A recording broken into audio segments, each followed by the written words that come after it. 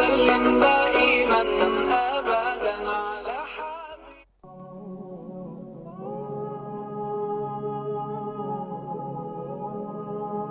حضرت آدم علیہ السلام کا نکاح کس نے پڑھایا؟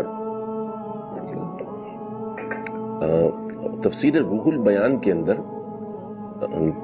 یہ بیان کیا علامہ اسماعیل حقی رحمۃ اللہ تعالی علیہ نے کہ جب حضرت حوا رضی اللہ تعالی عنہا کو اللہ تبارک و تعالی نے پیدا فرمایا تو حضرت آدم علیہ السلام نے اس بات کی خواہش ظاہر کی کہ ان سے میرا نکاح کروا دے، تو مہر میں نبی کریم صلی اللہ تعالی علیہ وآلہ وسلم پر درود پاک جو ہے وہ رکھا گیا، اور اللہ تبارک و تعالی نے اس کے بدلے ان کا نکاح حضرت حوا رضی اللہ تعالی عنہا سے کروا دیا۔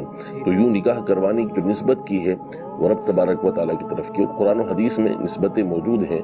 زوجنا کہا کہ ہم نے آپ کا نکاح اس سے کر دیا، اسی طرح اور دیگر جو احادیث طیبہ ہیں اس میں بھی یہ موجود ہے کہ اللہ تبارک و تعالی غرور سے نکاح کروائے گا جنت میں داخل ہونے والوں کا۔ تو نسبت اللہ تبارک و تعالی کی طرف نکاح کروانے کی اس میں کوئی حرج نہیں ہے۔